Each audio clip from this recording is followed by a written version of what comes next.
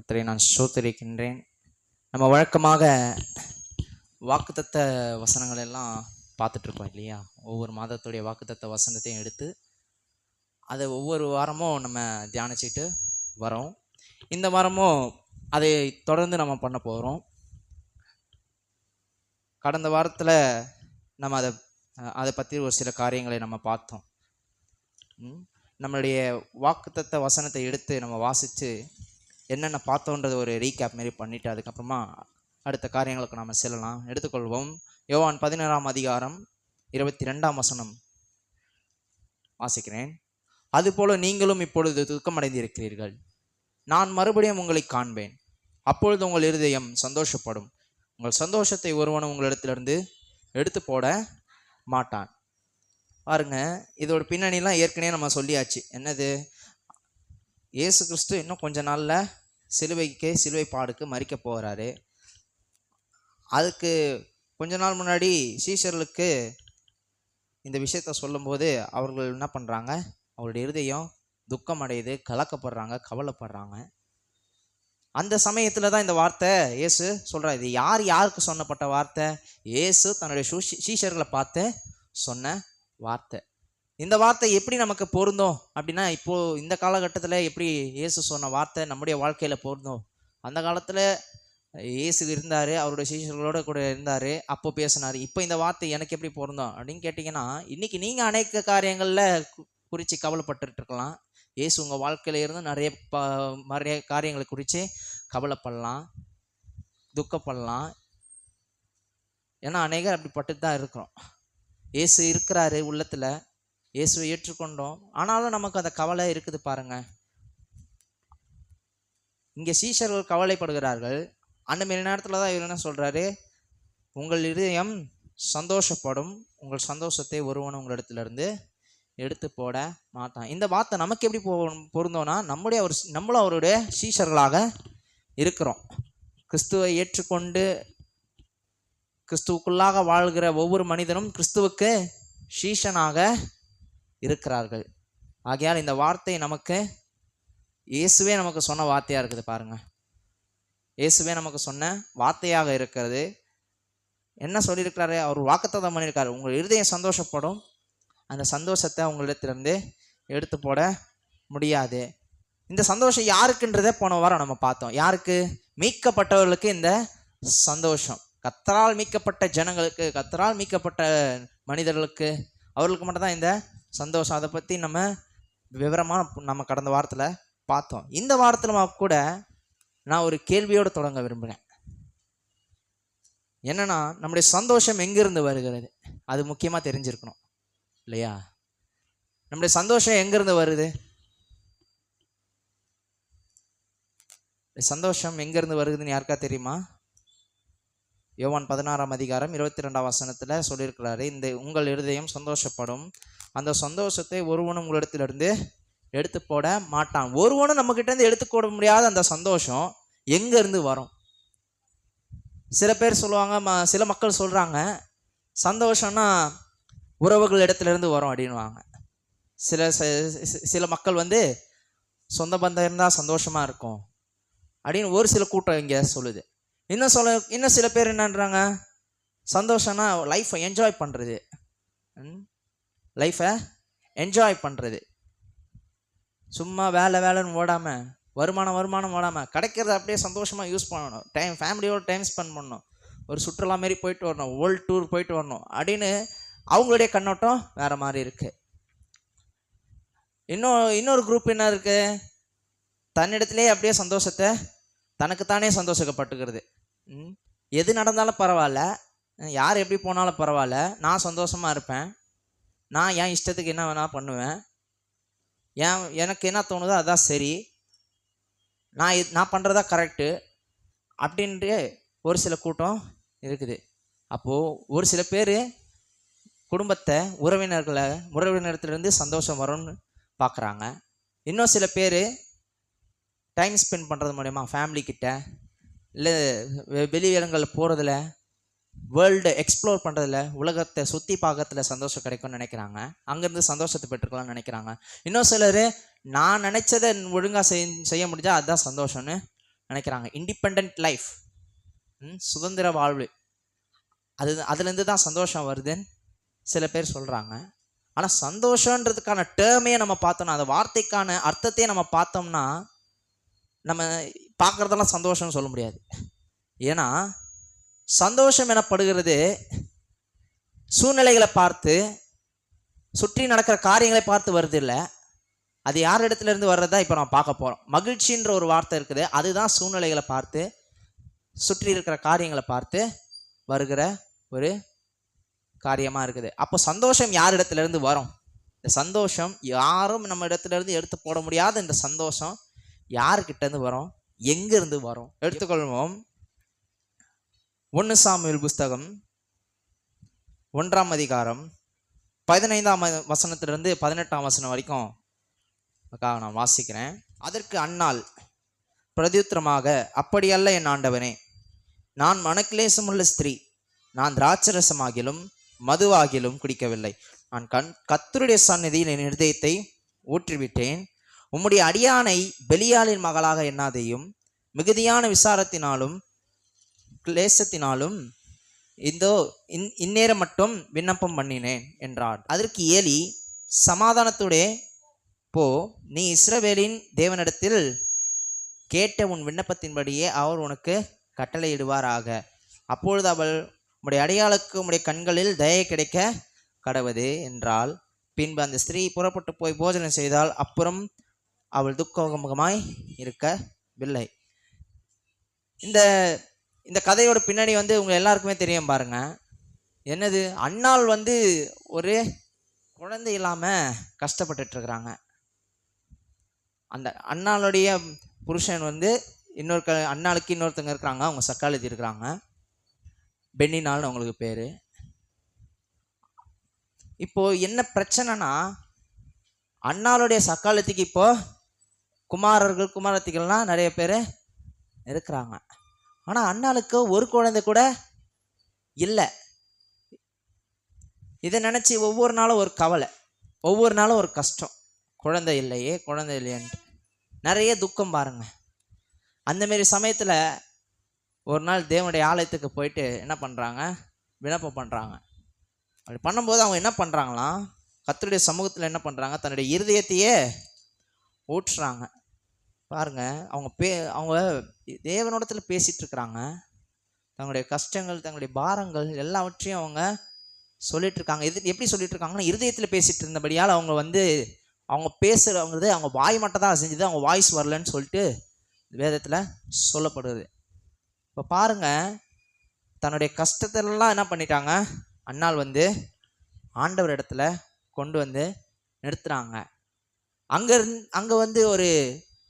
அங்கே இருக்கிற ஆசாரியன் ஏலி அவர் பார்த்துட்டு, நீ இந்த மதுபானம் பண்ணிட்டு இங்கே இருக்கிறது நல்லதில்லை, எது வரைக்கும் வெறித்திருப்பாய் அப்படின்லாம் கேட்குறாரு இல்லையா?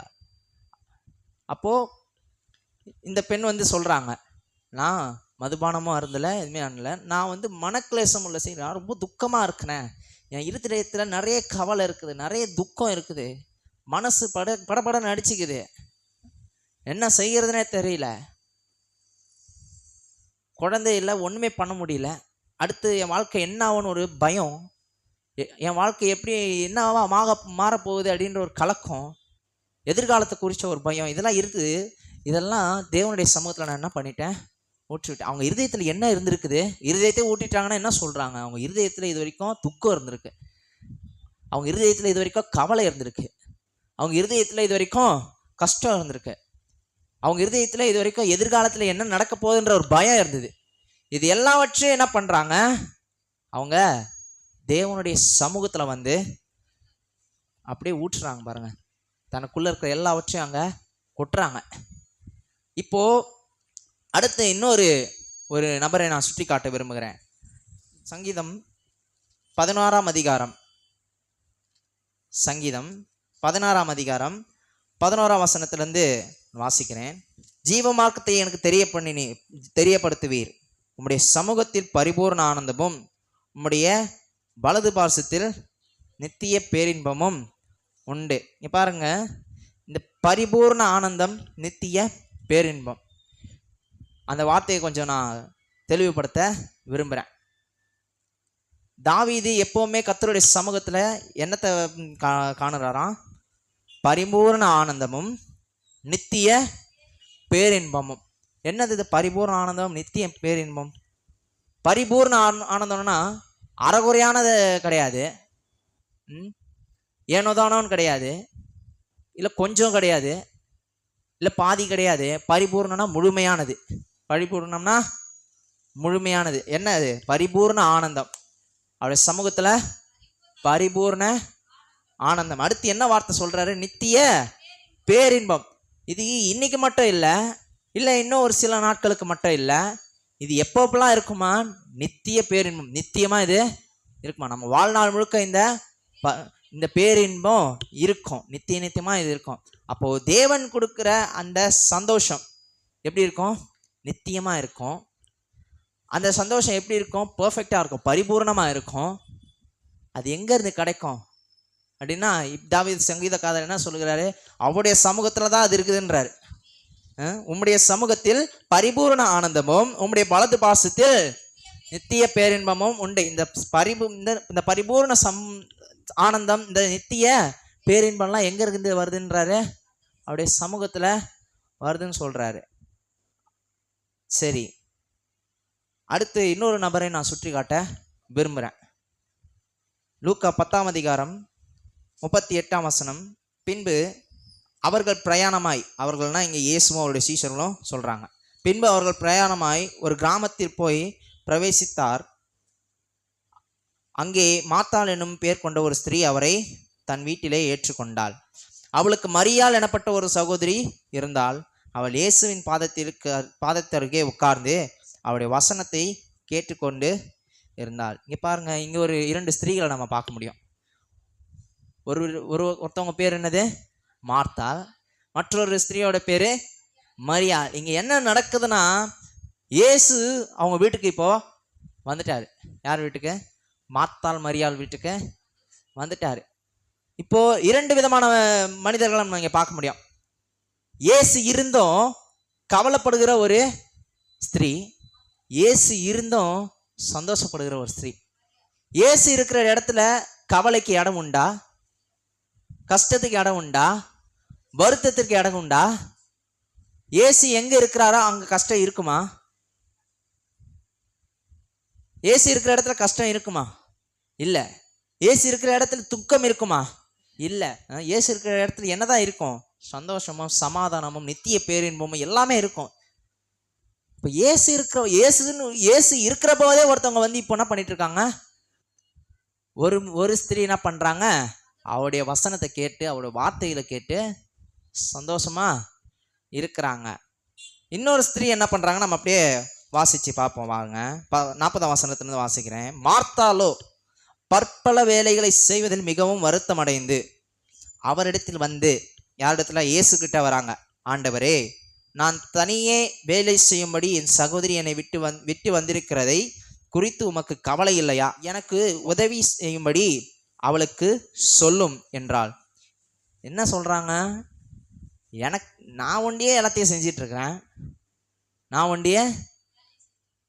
நான் உங்களுக்காக தான் செஞ்சிட்டு இருக்கிறேன். இது வேற யாருக்குமே செய்யல. உங்களுக்கு சாப்பாடு செய்யணும், உங்களுக்கு திராட்சை ரசம் கொடுக்கணும், நீங்க நல்லா இங்க என்ன பண்ணணும், உபசரிக்கப்படணுன்றதுக்காக நான் எல்லா வேலையும் என்ன பண்ணிட்டு இருக்கேன்? இழுத்து போட்டு செஞ்சிட்டு இருக்கேன். ஆனா நான் ஒருத்தையே செய்யறதுனால என்ன ஆகுது? எனக்கு ரொம்ப வருத்தமா இருக்குது. நான் ஒண்டியே செஞ்சிட்டு இருக்கேன். எனக்கு ஹெல்ப் பண்ண என் தங்கச்சி இருப்பா, என்னோட சகோதரி இருப்பான்னு பார்த்தா இல்ல, அவனா உங்களுடைய பாதத்துல வந்து உட்காந்து நீங்க சொல்றத கேட்டுட்டு இருக்கிறா, அவளை கொஞ்சம் அனுப்பி விடுங்க அப்படின்ற. அப்போ இயேசு என்ன சொல்றாருன்னு பார்ப்போம். இயேசு அவளுக்கு பிரதித்திரமாக, மாத்தாளே அநேக காரியங்களை குறித்து கவலைப்பட்டு கலங்குகிறாய். என்னம்மா, நீ நிறைய காரியத்தை குறித்து என்ன பண்ற? கவலைப்படுற. நிறைய காரியத்தை குறித்து கவலைப்படுற. நான் எல்லா கவலையும் நீக்கி போடுகிற நான் இங்க இருக்கிறேன். எல்லா கவலையும் நீக்குகிற, எல்லா கவலைகளையும் நான் வந்து உன்னுடைய கஷ்டத்தை, உன்னுடைய துக்கத்தை எல்லாத்தையும் மாற்றுகிற ஒருத்தர் நான் இங்க இருக்கிறேன். ஆனா நீ என்ன பண்ணிட்டு இருக்கிற? கவலைப்பட்டுட்டு தான் இருக்கிறேன். நான் இருந்தோம் இங்கே கவலைப்பட்டு தான் இருக்கிறேன். அநேக காரியங்கள் குறித்து நீ கவலைப்பட்டுட்டு கலங்குற. தேவையானது ஒன்றே, மரியாள் தன்னை விட்டு எடுபடாத நல்ல பங்கை தெரிந்து கொண்டாள் என்ற. என்ன அது நல்ல பங்கு? மார்த்தாள் வேலைகளை செய்தார்கள், மரியாள் தேவனுடைய வார்த்தையை கவனிச்சாங்க. மார்த்தாளுக்கு இயேசு இருந்தும் சந்தோஷம் கிடைக்கல, இயேசு இருந்தும் நிம்மதி கிடைக்கல. ஆனால் மரியாளுக்கு இயேசு வந்த உடனே அவங்க உள்ளத்தில் ஒரு சமாதானம், ஒரு சந்தோஷம் எல்லாம் இருக்குது. எதை பற்றியும் கவலைப்படல பாருங்க. இன்னொரு சைடில் மார்த்தாளை பார்த்தா எல்லாத்த பற்றியும் கவலைப்பட்டுட்டு இருக்கிறாங்க. மரியாளை பார்த்தா ஒன்றுத்தை மட்டுமே கவலைப்படல, அவர் சொல்கிற வார்த்தையை மட்டும் கேட்டுகிட்டே இருக்காங்க. இப்போ இந்த ரெண்டு பெண்களுடைய அந்த கான்ட்ராஸ்டை நம்ம பார்க்கலாம். ஒரு பக்கம் இயேசு இருந்து கவலைப்படுகிற ஒரு ஸ்திரீ, இன்னொரு பக்கம் இயேசு வந்துட்டாரு இனிமேல் கவலைப்படக்கூடாதுன்னு ஒரு ஸ்திரீ. அப்போ பாருங்க, மரியாள் தன்னை விட்டு எடுபடாத நல்ல பங்கை தெரிந்து கொண்டாள். என்ன அந்த நல்ல பங்கு அப்படின்னா தேவனுடைய வார்த்தை. தேவனுடைய வார்த்தை இயேசுவின் வாயிலிருந்து வார்த்தைகள் புறப்பட்டு வந்தது. இயேசுவின் வாயிலிருந்து தேவனுடைய வார்த்தைகள், பிதாவாகிய தேவன் என்ன சொல்றாரோ அதுதான் இயேசுவும் சொல்லிட்டு இருக்கிறார். அவர் இயேசு தான் சொந்த சித்தத்தின்படி எதுவுமே செய்யவும் மாட்டாரு. அவர் எப்பவுமே பிதாவுடைய சித்தத்திற்கு கீழ்ப்படுகிறவராக இருக்கிறார். பிதா என்ன சொல்றாரோ அதை தான் இங்க இயேசுவும் சொல்லிட்டு இருக்கிறாரு. அப்போ இயேசு சொல்றாருன்னா அது டைரக்டா தேவனிடத்துல இருந்து வர்றதா தான் இருக்கும். இயேசு ஒரு வார்த்தை சொல்றாருன்னா அது டைரக்டா எங்கேருந்து வர்றதா இருக்கும்? தேவனுடைய வார்த்தையாக தான் இருக்கும். இப்ப பாருங்க, தேவனுடைய வார்த்தை இங்க இருக்குது. யார் இடத்துல? மார்த்தாள் இடத்துலையும் சரி, மரியாள் இடத்துலையும் சரி. அவங்க நடுவில் இப்போ வாசம் பண்ணிட்டு இருக்காங்க. யோவான் 1:1 பார்த்தோம்னா என்ன சொல்லப்படுகிறது? ஆதியிலே வார்த்தை இருந்தது, அந்த வார்த்தை தேவனிடத்தில் இருந்தது, அந்த வார்த்தை தேவனாக இருந்தது. அதே அப்படியே 14 வரைக்கும் அப்படியே ட்ரேஸ் பண்ணிட்டு வந்தீங்கன்னா அந்த வார்த்தை என்ன ஆச்சு? மாம்சமானது. அந்த வார்த்தை மாம்சமாகி 2000 வருஷங்களுக்கு முன்பாக இயேசுவாக வாழ்ந்தார் இல்லையா? அப்போ பாருங்க, வார்த்தையான இயேசுவே நின்னுட்டாரு. யார் வீட்டுல? மார்த்தாள் மரியாளுடைய வீட்டுல. வார்த்தையான இயேசு, தேவனுடைய வார்த்தையான இயேசுவே வந்துட்டாரு. அவரே இப்போ வார்த்தைகளை, தேவனுடைய வார்த்தைகளை சொல்றாரு. ஆனா இங்க யாருக்கு அது பிரயோஜனமா இருக்குது? யாருக்கு அது யூஸ்ஃபுல்லா இருக்குன்னா மரியாளுக்கு யூஸ்ஃபுல்லா இருக்குது. ஆனா மார்த்தாளுக்கோ வருத்தமோ கலக்கமோ துக்கமோ எல்லா விதமான கவலைகளும் மார்த்தாளுக்கு காணப்படுகிறது. அப்போ இயேசு என்ன சொல்றாரு? தன்னை விட்டு எடுபடாத நல்ல பங்குனா என்னது? அவருடைய வார்த்தை. தேவனுடைய வார்த்தை நம்ம விட்டு எடுபடாத நல்ல பங்கு. வார்த்தை நமக்குள்ள வந்துருச்சுன்னா சும்மா போகாதுங்க. வார்த்தை நமக்குள்ள வந்துருச்சுன்னா சும்மா போகாது. எப்படி மழையானது அது பூமியை நிறைச்சி அது சும்மா வெறும்னே வந்த இடத்துக்கே போறதில்ல, விதைக்கிறவனுக்கு விதையும் புசிக்கிறவனுக்கு ஆகாரத்தையும் கொடுக்கறது எப்படி அப்படியே வார்த்தை இருக்குதுன்றாரு. அப்ப அவரிடத்துல இருந்து வர வார்த்தை எவ்வளவு வல்லமையா இருக்குது? அது வேலையை செய்யாம அவரிடத்துல ரிட்டர்னு போகாது. அது வேலை செய்யாம ரிட்டர்ன் போகவே போகாது. அப்போ அந்த வார்த்தையை நம்ம கேட்ச் பண்ணிக்கணும். அந்த வார்த்தையை என்ன பண்ணிக்கணும்? கேட்ச் பண்ணிக்கணும். அதை மரியாள் கரெக்டாக செஞ்சுட்டாங்க. தேவனுடைய வார்த்தையை பக்காவா பிடிச்சிக்கிட்டாங்க. எனக்கு சூழ்நிலையை பார்த்தா பயம் வரும், கவலை வரும், கஷ்டம் வரும், துக்கம் வரும், என்னென்ன வரணுமோ அது எல்லாமே வரும். ஆனால் இந்த வார்த்தையை பிடிச்சிக்கிட்டேன்னா எல்லாமே என்னை விட்டு போயிடும். வார்த்தையை பிடிச்சிக்கிட்டேன்னா எல்லாமே என்னை விட்டு போயிடும். ஆனால் மார்த்தாள் என்ன பக்கம் என்ன பண்ணிட்டாங்க? வார்த்தையை பிடிக்கிறத விட்டுட்டு கவலையை பிடிச்சிக்கிட்டாங்க. வார்த்தையை பிடிக்கிறத விட்டுட்டு கவலையை பிடிச்சிக்கிட்டாங்க. அடுத்து என்ன செய்யலாம்? இயேசுக்கு எப்போ அப்போ சுடலாம், எப்போ திராட்சரசம் கொடுக்கலாம், என்ன சமைக்கலாம், நைட்டு என்ன டின்னர் சமைக்கலாம், எல்லாம் யோசிச்சு யோசிச்சு யோசிச்சு யோசிச்சு மண்டையில் என்ன ஆச்சு? கவலை தான் நிரம்பி இருக்குதே தவிர இயேசுன்னு ஒருத்தர் இருக்கிறாரு, அவரை குறித்து என்ன நம்ம பார்த்தோம்? அவர் நமக்கு இயேசு இருந்தும் நமக்கு சந்தோஷம் இல்லையா? யோசிக்கல பாருங்க. அப்போ சொல்றாரு இயேசு, மரியாள் தன்னை விட்டு எடுபடாத நல்ல பங்கு. மரியாளை விட்டு எடுபடாத பங்கு, நல்ல பங்கு என்னது? அவனுடைய வார்த்தை தான், தேவனுடைய வார்த்தை தான். தேவனுடைய வார்த்தை நமக்குள்ள வந்துருச்சுன்னா நம்ம விட்டு வெறுமனே திரும்பி போகாது. அப்போ அந்த நல்ல பங்கை யாரு யாருக்கு பிடிச்சிக்கிட்டாங்க? மரியாளே தன்னை விட்டு எடுபடாத நல்ல பங்கை பெற்றுக்கொண்டார். என்னது? தேவனுடைய வார்த்தை. இன்னொரு நபரை நான் சுற்றி காட்ட விரும்புகிறேன். அதே திரும்ப நம்ம தாவீதுக்கே வருவோம். 119ஆம் சங்கீதத்தை எடுத்துப்போம். 119ஆம் சங்கீதத்தை எடுத்து 16, 47, 70, 77ஆம் வசனம். 16ஆம் வசனம் நான் வாசிக்கிறேன். உமது பிரமாணங்களில் மனமகிழ்ச்சியா இருக்கிறேன். உமது வசனத்தை என்ன பண்ண மாட்டேன்? மறக்க மாட்டேன். உம்முடைய பிரமாணத்துல நான் எப்படி இருக்கேன்னா, இந்த பிரமாணத்துல நான் என்ன பண்ணிட்டு இருக்கேன்? மகிழ்ச்சியா இருக்கிறேன். உம்முடைய வசனத்தை மறவேன். அடுத்து 47ஆம் வசனத்தை வாசிக்கிறேன். நான் பிரியப்படுகிற உமது கற்பனைகளின் பேரில் என்னவா இருப்பேன்? மன மகிழ்ச்சியா இருப்பேன். நான் பிரியப்படுகிற உமது கற்பனைகளில் என்னவா இருப்பேன்? மன மகிழ்ச்சியா இருப்பேன்னு சொல்லியிருக்குது. அடுத்து 70ஆம் வசனத்தை எடுத்து வாசிப்போமே. அவர்கள் இருதயம் நினைந்துண்ணி கொடுத்திருக்கிறது, நானும் உம்முடைய வேதத்தில் மனமகிழ்ச்சியாய் இருக்கிறேன். அடுத்து 77ஆம் வசனத்தை வாசிப்போம். நான் பிழைத்திருக்கும்படிக்கு உமது இரக்கங்கள் எனக்கு கிடைப்பதாக, உம்முடைய வேதம் என் மன மகிழ்ச்சி. என்ன சொல்ற தாவீது சங்கீதக்காரன்னா, அந்த வார்த்தைகளை கொஞ்சம் கவனிச்சு பாருங்க. பிரமாணம், வசனம், கற்பனை, வேதம். பிரமாணம், வசனம், கற்பனை, வேதம். 16ஆம் வசனத்துல உமது பிரமாணங்களில் மனமகிழ்ச்சியா இருப்பேன்னு வருது, உங்களுடைய வசனத்தை மறவேன்னு வருது. 47ஆம் வசனத்துல உம்முடைய கற்பனைகளின் பேரில் என்ன பண்ணுவேன்? மன மகிழ்ச்சியா இருப்பேன்னு வருது. 70ஆம் வசனத்துல உம்முடைய வேதத்தில் என் மன மகிழ்ச்சியா இருக்கிறேன்னு வருது. 77ஆம் வசனத்துல உம்முடைய வேதம் என் மன மகிழ்ச்சின்னு வருது. அப்ப பாருங்க என்ன இங்க சொல்ல வருகிறது? பிரமாணம், வசனம், கற்பனை, வேதம். இந்த 4 வார்த்தையும் வித்தியாசமான வார்த்தை கிடையாது. இது இந்த எல்லா வார்த்தையும் எதை சுட்டி காட்டுது அப்படின்னா, தேவனுடைய வார்த்தையை சுட்டி காட்டுகிறது.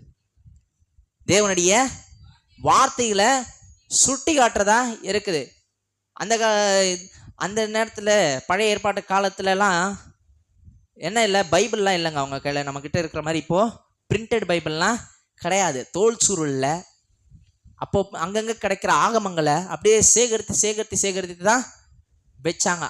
அவங்கள பொறுத்த வரைக்கும் பைபிள்னா என்னது? ஆதியாகமும், யாத்ராகமும், லேவியராகமும், என்னாகமும், உபாகமும். இந்த 5 புஸ்தகம் தான் அவங்கள பொறுத்த வரைக்கும் பைபிள். மற்ற எதுவுமே அந்த காலத்தில் ஒரு சிலது எழுதவே படலை. அப்போ என்னன்னா, இங்கே பிரமாணம் சொல்கிறாங்க இல்லையா, அது தேவனுடைய வசனத்தை கொடுக்கிறது. வசனம் சொல்கிறாங்களே, அது தேவனுடைய வார்த்தையை குறிக்கிறது. கற்பனை, வேதம், இது எல்லா டேர்மும் என்ன ஒரே ஒரு விஷயத்தை தான் சொல்லுது, தேவனுடைய வார்த்தை. அப்போ அந்த இடத்துலலாம் தேவனுடைய வார்த்தைன்னு ஒரு வேர்டை போட்டு நீங்கள் படித்து பார்த்தீங்கன்னா என்னது? அவருடைய வார்த்தையில தான் மனமகிழ்ச்சியே இருக்குதுன்றார். அவருடைய வார்த்தையில தான் மனமகிழ்ச்சியே இருக்குதுன்றார். அப்போ பாருங்க, நம்ம பார்த்த இந்த உதாரணத்தில் கொஞ்சம் நம்ம திரும்பி பார்ப்போம். என்ன? முதல்ல அன்னாள் அவங்க என்ன பண்ணாங்க? அவங்க கவலையோடு வந்தாங்க. தன்னோட இருதயத்தை ஆண்டவர் சமூகத்தில் என்ன பண்ணிட்டாங்க? ஊற்றிட்டாங்க. இருதயத்தில் என்ன இருந்தது? முதல்ல இருதயத்தை ஊற்றிட்டாங்கன்னா, இருதயத்தில் அப்படி என்ன இருக்குதுன்னு நம்ம பார்க்கணும். பாருங்க தெளிவா. கவலை இருந்திருக்குது, பயம் இருந்திருக்குது, குழப்பங்கள், வியாகுலங்கள், கண்ணீர், கஷ்டம் எல்லாமே இருதயத்துக்குள்ள இருக்குது. அவங்க தேவனுடைய சமூகத்தில் வந்து ஊட்டுறாங்க. அவங்க தேவனுடைய சமூகத்தில் வந்து என்ன பண்ணிடுறாங்க? ஊட்டுறாங்க. இன்னைக்கு நானும் இது மூலமாக ஒரு காரியத்தை நான் சொல்ல விரும்புகிறேன். அண்ணனுடைய வாழ்க்கையிலேருந்து ஒரு காரியத்தை சொல்ல விரும்புகிறேன். என்னன்னா, நீங்களும் அநேக நேரம் அண்ணாலை போல தான் இருக்கிறீங்க. ஒவ்வொருத்தருக்கும் ஒவ்வொரு கவலை இருக்குது. கவலைகள் வெவ்வேறு விதமாக இருக்கலாம், ஆனால் எல்லாருக்குமே கவலை இருக்குது. கவலைங்க வெவ்வேறு கவலைகள் இருக்கலாம், ஆனால் எல்லாருக்குமே கவலைன்ற ஒன்று கண்டிப்பாக இருக்க தான் செய்யுது. அப்போது என்னன்னா, இந்த கவலைன்ற ஒரு விஷயம் உள்ளுக்குள்ள இருதயத்துக்குள்ளே இருக்குது. அந்த கவலை வந்து நிறைய பிரச்சனையை தான் நமக்கு உண்டு பண்ணுது. பயத்தை கொடுக்குது, எதிர்காலத்தை குறித்த ஒரு பயம். அந்த கவலையை நினச்சா இன்னும் நிறைய கவலைப்படுற ஒரு ஆபத்து. இதெல்லாம் பாருங்க, இதெல்லாம் இருக்குது. கவலை உள்ளுக்குள்ளே வந்துச்சுன்னா இவ்வளோ விஷயம் இருக்குது. பயம், சந்தேகம், கலக்கம், குழப்பம் எல்லாமே உள்ளுக்குள்ளே இருக்குது. இது உள்ளுக்குள்ளே இருந்தால் ஒரு மனுஷனுடைய நிலைமை எப்படி, அவனு உலகத்தை பார்க்குற விதம் எப்படி இருக்குன்னு யோசிச்சு பாருங்களா. வாழவே தகுதி இல்லை, வாழவே தகுதி இல்லை, இதுக்கு மேலே இருந்து என்னதான் பிரயோஜனம் அப்படின்ற மாதிரி ஒரு மைண்ட் செட்டுக்கே அவங்க வந்துடுவாங்க. கவலை பார்த்தீங்கன்னா அவ்வளோ ஆழமாக ஒரு மனிதனை பாதிக்கிறதா இருக்குது. ஆனால் அவ்வளோ தூரம் நம்ம போக தேவையில்லை, அவ்வளோ தூரம் நம்ம போக தேவையில்லை. கவலை இருக்கா, கஷ்டம் இருக்கா, துக்கம் இருக்கா, ஆண்டவருடைய சமூகத்தில் வாங்க. ஆண்டவருடைய சமூகத்தில் வந்து உங்கள் இருதயத்தை ஊட்டுருங்க. நீங்கள் எப்போவுமே எப்படி இருதயத்தை ஊட்டுறதுன்னு கேட்டிங்கன்னா, நீங்கள் எப்போவுமே தேவனை ஆராதிக்கும் போது உங்களே அறியாமல் உங்களுடைய இருதயத்தை ஊட்டுறீங்க, உங்களே அறியாமல் உங்கள் கவலைகளை கொட்டுறீங்க, உங்களே அறியாமல் உங்களுடைய வருத்தத்தை நீங்கள் சொல்கிறீங்க.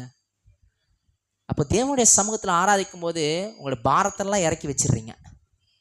என்ன பண்ணுறீங்க, உங்களுடைய பாரத்தெல்லாம் இறக்கி வச்சிடுறீங்க. அவர் உங்களுக்கு என்ன பண்ணுறாரு, அந்த சமூகத்தில் என்ன பண்ணுறாரு, உங்களுக்கு சந்தோஷத்தை கொடுக்குறாரு. அண்ணால் அதுக்கப்புறமா துக்கமாக இல்லை மாரி இல்லைன்னு சொல்லப்படுது. அப்படின்னா என்ன அர்த்தம், அதுக்கப்புறமா அவங்களுக்கு கவலையே படலன்னு அர்த்தம். அவங்களுக்கு அவங்களுக்கு அவங்க பெற்றுக்கொண்ட சந்தோஷம் நிரந்தரமாக இருந்திருக்குதுன்னு அர்த்தம். அப்போது அண்ணாலை போல என்ன பண்ணணும், நம்முடைய இருதயத்தை தேவனுடைய சமூகத்தில் ஊற்றணும். ரெண்டாவது தாவீதுகாரர் என்ன சொல்லுகிறாரு, அவருடைய சமூகத்தில் பரிபூர்ண ஆனந்தம். அவர் எவ்வளோ எக்ஸ்பீரியன்ஸ் பண்ணியிருக்காரு பாருங்க, தேவனுடைய நன்மைகளை, தேவனுடைய வார்த்தையை, தேவனுடைய சமூகத்தை இவ்வளோ உணர்ந்திருக்கிறார் பாருங்க. தேவனுடைய சமூகத்துல தான் என்ன சொல்றாரு, பரிபூர்ண ஆனந்தமே இருக்குது. தேவனுடைய சமூகத்துல தான் என்ன இருக்குது, நித்திய பேரின்பம் இருக்குது. பரிபூர்ண ஆனந்தம் தான் அறகுறையா கிடையாது, மொத்தமா பெர்ஃபெக்டா இருக்குது. நித்திய பேரின்பம்னா என்னது, ஏதோ இன்னைக்கு மட்டும் தான் பேர், இன்னைக்கு மட்டும் தான் சந்தோஷம், இல்லை நாளைக்கு மட்டும் இல்லை, வாழ்நாள் முழுக்க அந்த சந்தோஷம் நிலைச்சு நிற்கும். அப்போ பாருங்க, தாவீது அந்த அண்டர்ஸ்டாண்டிங்க்கு வந்துட்டார். என்னது, அவருடைய சமூகத்துல நித்திய பேரின்பமும் பரிபூர்ண ஆனந்தமும் இருக்குது அப்படின்னு சொல்லிட்டு வந்துட்டார். இப்போ அதே தாவீது என்ன சொல்றாரு, 119ஆம் சங்கீதத்தில் இப்போ வாசிச்சோம் இல்லையா கொஞ்ச நேரத்துக்கு முன்னாடி, பிரமாணம், வசனம், கற்பனை, வேதம், இந்த 4 விஷயமும் தேவனுடைய வார்த்தையை தான் குறிக்குது. 4 விஷயமும் 4 வார்த்தைகளும் தேவனுடைய வார்த்தைகளுக்கு குறிக்குது. அப்போ தேவனுடைய வார்த்தையிலையும் அவர் என்ன பண்றாரு, மனமகிழ்ச்சியா சந்தோஷமா இருக்கிறாரு. அடுத்து நம்ம என்ன பார்த்தோம், மாத்தாள் மரியாள் அவங்களுடைய உதாரணத்தை நம்ம பார்த்தோம். ஒரு பக்கம் மாத்தாள் வந்து இயேசு இருந்தோ கவலைப்படுறாங்க, இன்னொரு பக்கம் மரியாள் வந்து இயேசு இருக்கிறாரேன்னு சொல்லிட்டு என்ன பண்ணிட்டாங்க, அவருடைய வார்த்தையை அக்செப்ட் பண்ணிக்கிறாங்க, ஏத்துக்கிறாங்க, உள்ளுக்குள்ள வாங்கிக்கிறாங்க. தன்னை விட்டு எடுப்படாத நல்ல பங்க தெரிந்து கொண்டார்கள். அப்ப பாருங்க, அன்னாள், மரியாள், மார்த்தாள், தாவீது, இந்த 4 நபர்களை வைத்து நான் என்ன சொல்றேன் அப்படின்னா, சிம்பிளான விஷயம்தான். நான் சொல்றத ஷார்ட்டா சொல்லிடுறேன். நம்முடைய சந்தோஷம் எங்கிருந்து வருகிறது, அதான் நம்ம கேள்வியே இல்லையா. தேவனுடைய சமூகத்திலிருந்தும் அவருடைய வார்த்தையிலிருந்தும் நம்முடைய சந்தோஷம் வருகிறது. நம்முடைய சந்தோஷம் எங்க இருந்து வருகிறதுங்க, தேவனுடைய சமூகத்திலிருந்தும் அவருடைய வார்த்தையிலிருந்தும் வருது. அவருடைய வார்த்தையை வச்சு நம்ம என்ன பண்ணலாம், அந்த வார்த்தை எப்படி இருக்குதுங்க, சந்தோஷத்தை கொடுக்குதுங்க. இந்த வார்த்தை எப்படி இருக்குதுங்க, மனமகிழ்ச்சியை தருதுங்க. அவருடைய சமூகம் என்ன இருக்குதுங்க, நித்திய பேரின்பமா இருக்குதுங்க. அவருடைய சமூகம் இன்ன அந்த அந்த சந்தோஷம் எப்படி இருக்குது, அறகுறையா இல்லை, பர்ஃபெக்டா இருக்குது. எப்படி இருக்குது, பர்ஃபெக்டா இருக்குது. தாவீது சங்கீதக்காரர் நீங்க எடுத்து பார்த்தீங்கன்னா, அவர் என்னாருமோ துதிச்சுத்தாகிறார், என்னாருமோ துதிச்சுத்தாகிறார். துதிகளின் மத்தியில வாசம் செய்கிறோம் நம்ம தேவன் இல்லையா. அவர் என்ன பண்றாரு, துதிகளின் மத்தியில வாசம் செய்யற. யார் துதிக்கிறாங்களோ அங்க போயிட்டு என்ன பண்றாரு, அவருடைய பிரசன்னத்தை ஆட்டுவார். அதனால சொல்றாரு, எங்க 1 இல்ல 2 பேர் நாமத்தினாலே, 2 இல்ல 3 பேர் நாமத்தினாலே கூடியிருக்கிறார்களோ அவங்க மத்தியில நான் வந்துடுறேன்றார். அப்ப என்ன அர்த்தம் அப்படின்னா, அவரை துதிக்கிற இடத்துல அவர் இருக்கிறாரா, அவருடைய சமூகம் வந்துருச்சு, அவருடைய பிரசன்னம் வந்துருச்சு. அவருடைய பிரசன்னத்திலிருந்து தான் நமக்கு சந்தோஷமே, அவருடைய பிரசன்னத்துல தான் நமக்கு சந்தோஷம். அவருடைய சமூகம் எங்கேயோ அதுதான் நமக்கு, அங்கிருந்து தான் நமக்கு சந்தோஷம் வருது. அவருடைய வார்த்தை எங்கேயோ அங்கிருந்து தான் நமக்கு சந்தோஷம் வருகிறது. ஏன்னா வார்த்தையானவர் கிறிஸ்து, ஆண்டவராகிய இயேசு கிறிஸ்து. அப்போ வார்த்தை உங்களுக்குள்ள வந்துருச்சுன்னா அந்த வார்த்தை உங்களுக்கு சந்தோஷத்தை கொடுக்கும். அந்த சந்தோஷம் நித்தியமா இருக்கும், பரிபூர்ணமா இருக்கும். எவரும் உங்ககிட்ட இருந்து எடுத்துக்கொள்ள முடியாது. இப்படிப்பட்ட சந்தோஷம் எங்கிருந்து வரும் அப்படின்னா தேவனுடைய சமூகத்திலிருந்து, தேவனுடைய வார்த்தையிலிருந்து வருகிறதா இருக்கிறது. அப்போ இது தெரிஞ்சிருச்சு, தேவனுடைய சமூகத்திலிருந்து அவருடைய வார்த்தையிலிருந்து சந்தோஷம் வருதுன்னு தெரிஞ்சு. இப்போ நம்ம என்ன பண்ணணும்? தேவனுடைய சமூகத்திலும் தேவனுடைய வார்த்தையிலும் நாம் செலவழிக்கிற நேரத்தை அதிகப்படுத்தணும். தேவனுடைய சமூகத்திலும் அவருடைய வார்த்தையிலையும் நம்ம செலவிடுகிற நேரத்தை அதிகரிக்கணும். ஏன்னா சந்தோஷம் அங்கேருந்து தான் வருது. சந்தோஷம் அங்கேருந்து தான் வருது. சந்தோஷம் இப்போ பாருங்க, துக்கம் வர இடத்துல அதிகமாக போவீங்களா, சந்தோஷம் வர இடத்துக்கு அதிகமாக போவீங்களா?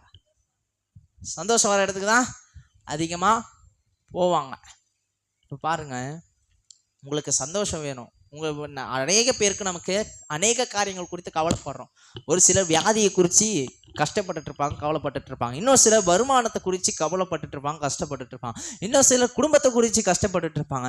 இன்னும் சிலர் உறவினர்களை குறித்து கஷ்டப்பட்டுட்டு இருப்பாங்க. இன்னும் சிலர் எதிர்காலத்தை குறித்து கஷ்டப்பட்டுட்டு, கவலைப்பட்டுக்கிட்டு, துன்பப்பட்டுக்கிட்டு, பயந்துக்கிட்டு இருப்பாங்க. பாருங்க, இதெல்லாம் நம்மளை விட்டு போகணும்னா அதனால் போல் நம்ம என்ன பண்ணணும்? அவருடைய சமூகத்தில் நம்முடைய இருதயத்தை ஊற்றணும். அப்படி ஊற்றணும்னா முதல்ல அவர் சமூகத்தை தேடணும் இல்லையா?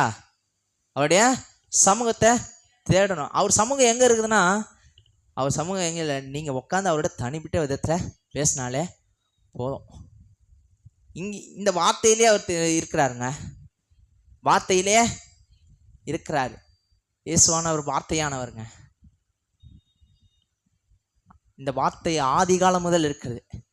உலகம் படைக்கப்படுவதற்கு முன்னதாகவே இது இருக்கிறது. அப்போது இயேசு உங்கள் உள்ளத்தில் இருக்கிறார். இயேசுனுடைய வார்த்தை உங்கள் உள்ளத்தில் இருக்குது. அந்த வார்த்தையை நீங்கள் என்ன பண்ணணும்? கன்ஃபஸ் பண்ணணும், இன்னும் சொல்லணும். வார்த்தை உள்ளுக்குள்ளே வச்சுக்கிட்டு சந்தோஷம் இல்லைன்னா அப்போ என்ன பண்ணலை? அதை ஒழுங்காக பயன்படுத்தலைன்னு அர்த்தம். செல்ஃபோனு கையில் வச்சுக்கிட்டு என்னங்க இது ஆனே ஆகலை, இப்படி வெறும்னே இருக்குதுன்னு பார்த்தீங்கன்னா ஆன் ஆகாது. இப்படி பவர் பட்டனை ஆன் பண்ணால் தான் ஆன் ஆகும். பவர் பட்டனை ஆன் பண்ணால் தான் ஆன் ஆகும். அதுக்கு ஒரு லாக் போட்டிருப்பாங்க. அந்த லாக்கை ரிமூவ் பண்ணால் தான் அது யூஸ் பண்ண முடியும். தேவனுடைய வார்த்தை இருக்குது. கிறிஸ்துவை ஏற்றுக்கொண்ட ஒவ்வொருவருடைய உள்ளத்திலும் ஆண்டவராகிய இயேசு கிறிஸ்து வாசம் செய்கிறார். இயேசுவும் உங்களுக்குள்ள இருக்கிறாரு, வார்த்தையும் உங்களுக்குள்ள இருக்குது. அப்போ இது இருந்த சந்தோஷம் இல்லையா? அப்போ நீங்கள் மாத்தாள போல இருக்கிறீங்கன்னு அர்த்தம். மாத்தாள போல இருக்கிறீங்க. உடனே மாத்தாள் ட்ராக்ல இருந்து மரியாள் ட்ராக்குக்கு மாறணும். மாத்தாளுடைய ட்ராக்ல இருந்து மரியாளோட ட்ராக்குக்கு மாறணும். அப்படி மாறிட்டீங்கன்னா உங்களுடைய சந்தோஷத்தை யாராலையும் எடுத்து போட முடியாது. ஏன்னா அவருடைய சந்தோஷம் எங்கேருந்து வருதுன்னா அவருடைய சமூகத்திலையும் அவருடைய வார்த்தையிலிருந்தும் வருது. அவருடைய சமூகம் எங்கே இருக்குதோ அங்கே நம்ம நாடுவோம். அவர் உங்களுக்குள்ளே தான் இருக்கிறார். நீங்கள் தனிப்பட்ட விதத்துலேயும் அவருடைய சமூகத்தை தேடலாம், அவருடைய வார்த்தையை தியானிக்கலாம். ஒன்று வேணாங்க, உங்களால் ரொம்ப நேரம் கூட நீங்கள் செலவு பண்ண தேவையில்லை. நீங்கள் வழக்கமாக தேவனோட பேசுகிற நேரத்தோட கொஞ்ச நேரம் எக்ஸ்ட்ரா பண்ணுங்க, கொஞ்ச நேரம் எக்ஸ்ட்ரா பண்ணுங்க. ஏன்னா சந்தோஷம் அங்கேருந்து தான் வருது. சந்தோஷம் அங்கேருந்து தான் வருது. தேவனுடைய சமூகத்திலையும் அவருடைய வார்த்தையிலிருந்தும் வருது. இந்த வார்த்தையில் நேரத்தை செலவிடுங்க, அவருடைய சமூகத்தில் நேரத்தை செலவிடுங்க. நீங்கள் அவருடைய சமூகத்தில் நேரத்தை செலவிட்டுட்டீங்கன்னா உங்களுடைய சந்தோஷத்தை யாராலும் எடுக்க முடியாது. ஏன்னா அவர் சமூகத்திலேருந்து தான், அவருடைய வார்த்தையிலேருந்து தான் இந்த சந்தோஷம், நித்திய சந்தோஷம், பரிபூர்ண சந்தோஷம், இது ரெண்டுமே அவரிடத்துலேருந்து தான் வருது. அது அவரால் மட்டும்தான் கொடுக்க முடியும். உலகத்தை நினைக்கிற மாதிரி சுற்றுலா தலங்களுக்கு போனாலோ இல்லை வெளியிடங்களுக்கு போய் வேர்ல்டு டூர், உலகத்தை சுற்றி பார்க்குறோம், உலகமெங்கும் திரியிறேன் அப்படின்னு சொன்னாலும் சந்தோஷம் இருக்காது. இல்லை எவ்வளோ பணக்காசு இருந்தாலும் சந்தோஷம் இருக்காது. என்ன பண்ணால் சந்தோஷம் இருக்கும் அப்படின்னா அவருடைய சமூகத்தை தேடணும். அவருடைய சமூகத்தில் இருந்து தான் சந்தோஷமே கிடைக்குது. அப்போது மீட்கப்பட்டவர்களாகிய நாம் அவருடைய சமூகத்தையும் அவருடைய வார்த்தையிலும் நாம் நேரத்தை செலவழிக்கும் பொழுது நமக்கு என்ன கிடைக்குது? சந்தோஷம், பரிபூர்ண சந்தோஷம், நித்திய சந்தோஷம் கிடைக்குது. அப்போது இந்த மாதத்துக்கான வாக்குத்தத்தை வச்சு நம்ம என்ன பார்த்துருக்கோம்? இந்த சந்தோஷம் யாருக்குன்றதை பார்த்தோம். யாருக்கு? மீட்கப்பட்டவர்களுக்கு, கர்த்தரால் மீட்கப்பட்ட ஜனங்களுக்கு இந்த சந்தோஷம். நாம் கர்த்தரால் மீட்கப்பட்டிருக்கிறோமா? மீட்கப்பட்டிருக்கிறோம். அதுக்கப்புறமா இந்த சந்தோஷம் எங்கிருந்து வருதுன்னு பார்த்தோம். எங்கிருந்து வருது? தேவாதி தேவனிடத்திலிருந்து வருது. அவருடைய சமூகத்திலிருந்து, அவருடைய வார்த்தையிலிருந்து வருது. இப்போ நான் உங்களுக்கு சொல்றேன், நான் உங்களுக்கு இந்த ஒரு காரியத்தை சொல்லி ஊக்கப்படுத்த விரும்புகிறேன். என்னன்னா, தேவனுடைய சமூகத்தை தேடுங்க, தேவனுடைய வார்த்தையில நேரத்தை செலவிடுங்க. அவர் உங்களுக்கு சமாதானத்தை, சந்தோஷத்தை தருவார். உங்கள் கஷ்டங்கள் எல்லாம் நீங்கள் உங்களுடைய இருதயத்தில் இருக்கிற கஷ்டங்கள்லாம் அவருடைய சமூகத்தில் ஊற்றிடுங்க. அவர் உங்களுடைய கஷ்டங்கள்லாம் நீக்குவார். அந்த இடத்துல சமாதானத்தையும் சந்தோஷத்தையும் நிரப்புவார். இருதயத்தில் இருக்கிற கஷ்டம் போயிடுச்சுன்னா வார்த்தை உள்ளுக்குள்ளே போகும். அந்த வார்த்தை உள்ளுக்குள்ளே போனால் அறிக்கையாக மாறும், துதியாக மாறும், பாடலாக மாறும். அப்போது சொல்ல வர விஷயமே தான், அவருடைய சமூகத்தை தேடுங்க. நான் திரும்பி திரும்பி இது சொல்கிறேன் பாருங்க, அவருடைய சமூகத்தை தேடணும், அவருடைய வார்த்தையை நம்ம தியானிக்கணும். இது ரெண்டுத்துலேயும் நம்ம செலவு பண்ணுற டைம் அதிகமாக தான் அதிகமாக இருக்கணும். அப்போது சந்தோஷம் எங்கேருந்து வருது? அவருடைய சமூகத்திலிருந்தும் வார்த்தையிலிருந்தும் புறப்பட்டு வருகிறது. ஆகையால் அவருடைய சமூகத்திலும் அவருடைய வார்த்தையிலும் நேரத்தை நம்ம செலவழிப்போம். கண்களை மூடினோம்.